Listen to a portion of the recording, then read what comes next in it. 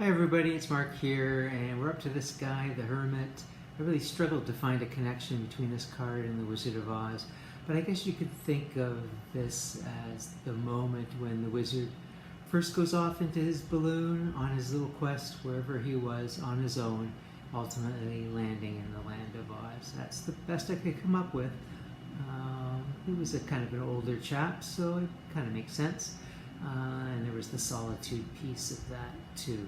So the other day I was on Gerald's channel, Tarot Stash, talking about the Morgan Greer Tarot, and we were talking about which cards we liked, which ones we weren't so happy with, and he mentioned he wasn't happy with the Morgan Greer Hermit because the Hermit was looking down, and he felt he should be looking up, and that it would be more positive in that regard.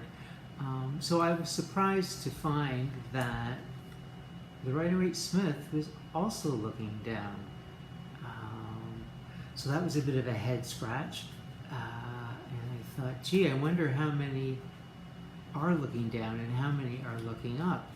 So going through my 40-odd decks, I really only found another two that were looking down as they made their way along their Hermit's path. One is from the Dreaming Way. I mean, it's a beautiful card. It's one of my favorite Hermits, but in terms of the artwork. But he is looking down, so Gerald wouldn't be happy with that. And the Alchemical, same idea. He has a raven on his shoulder, and we'll see that again on another card later from another deck. So I thought, well, should he be looking down? Is that the way it should be? And so I went back to the older decks, like this one, and it's a Marseille style deck, Jean Noblet, and he's looking straight ahead. That sort of hunched figure that we sort of see in the looking down figure, I think it's meant to mimic the number 9, which is the number of the card, and I think that's what they're going for. But in any case, we see in an older tarot that he is looking straight ahead. This is also Soprafino, also looking straight ahead. One J.J. Swiss, more modern Hermit in the Marshmallow Marseille, and in the Sheridan Douglas, all making their way and looking straight ahead. So I guess I assumed they were mostly looking down because the Rider-Waite is so influential. But as I went through all my decks, you'll see in the other cards I've chosen here that that's not the case. Gerald's correct. They are usually looking ahead or straight at you, the viewer. Now, there's only one Hermit card I really didn't like out of my collection. I always think it's an interesting card. I think it resonates for a lot of us. And this is from the Ostera Tarot. It's a beautiful deck, but I kind of want to see the Hermit a little closer up. He's kind of buried under this parka, and I honestly, when I first looked at the card, I thought I was looking at a raccoon. But no, there's a person in there. I like the idea that he's going into a cave, because that's another thing I think about when I think of the Hermit. I think of someone seeking sanctuary, and we see that in this card. That's from the Dame Darcy Mermaid. Beautiful, beautiful rendition, color-wise, of the Hermit, and he's going into an ice cave of sorts. Then I noticed a kind of a trend with some decks where we had a female Hermit, and there's absolutely nothing wrong with that, but it just so happens the way they were depicted in these 4 or 5 decks just didn't really, the energy just didn't really grab me of the Hermit. So nothing to do with their gender, but the Tarot de Saint Croix, I'm not really sure what we're meant to think of here. We've got the cave, but now she's coming out of the cave. I like the birch branch because that's my favorite tree, but overall I just get a widow vibe with her dressed in black, and her youth. It just doesn't add up to Hermit for me. In the World Spirit Tarot, she's actually coming back from the mountain, so back from her quest. which I don't enjoy as much. I like to see the Hermit going off on a quest, not the return. Also, just the artwork on this card, it just doesn't do it for me. The Spiral Tarot, nicer artwork, but also returning and facing us straight on with an open hand. Now, in the Kabbalah, that's with this card, the word or the letter for this card is open hand or open palm. So that's why they're doing that. And that's, I guess, there it is right there, the Kabbalah symbol. Or it's this. In any case, yeah, we have another female, but this one is older, it's more crone, and that makes more sense. Which is why I'm not a big fan of the Light Seer's Hermit. I like that she's left the lamp and continued on her journey because the light is within. That's great. There's a lot of imagination in this deck. But she's so young to be a hermit. I mean, where is the experience to get to that place? It doesn't really make sense to me, even though the card is beautiful. Now, from the Cook's Tarot, we have a woman looking out on a moonlit ocean, and that's fine. This feels like an introvert, hermity kind of thing to do. There's a lantern there, but she's got a glass of champagne or something, and that doesn't feel very hermity. Hermit seems someone that would sort of forsake these pleasures as they went off, and I don't know, that just doesn't work for me. And then the final one is of the females. It's the one I like the best from the Numinous Tarot. I just like the coloring. I like the dark starry sky. Here's our birch branch again. It's glowing. She's levitating. She's levitating the lamp. There's a beautiful holly wreath that she's wearing. She's young, but I don't know. I just kind of like the depiction. She's up in the mountains. I think I just like the design of the card, if not all the elements of it. So I was really surprised to see how many hermits are staring at us. And I do prefer the side view as they go off. So even though this is a beautiful card, it's from the Slow Tarot, and I can certainly get to the meaning of the Hermit by looking at this card. I don't know, this is kind of a very bright, sunny background. I'm not sure what the tree roots are all about.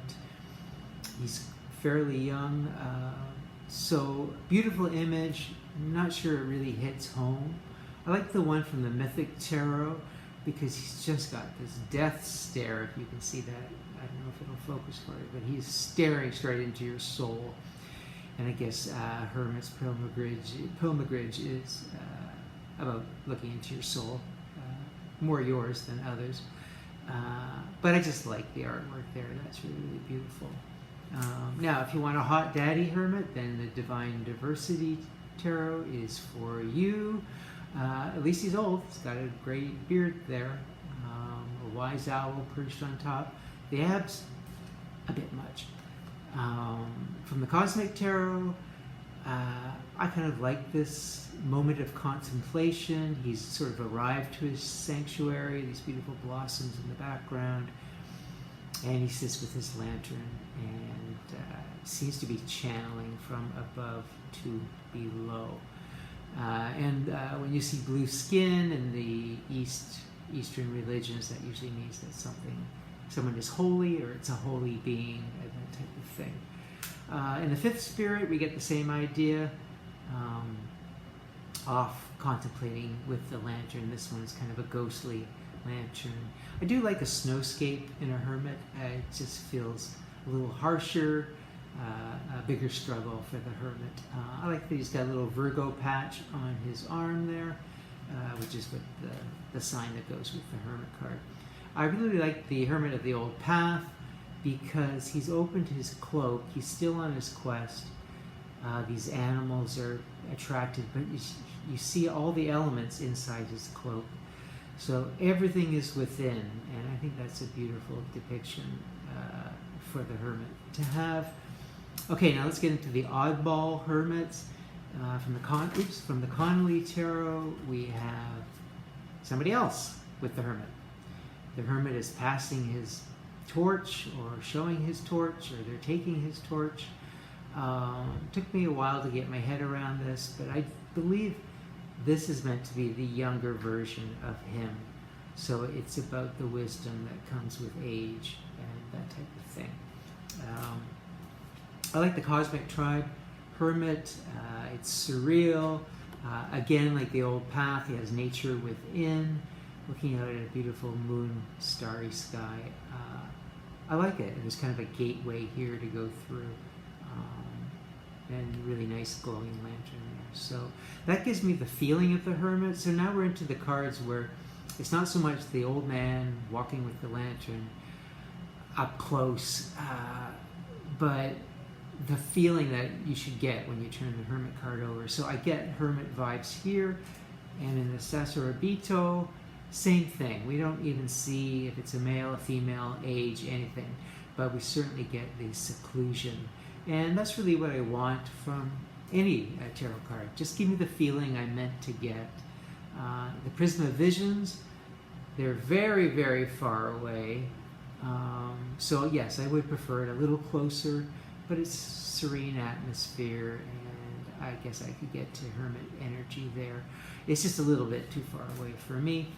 I like the Fountain Tarot. I just love that torch lighting up the dark forest. It's wintry.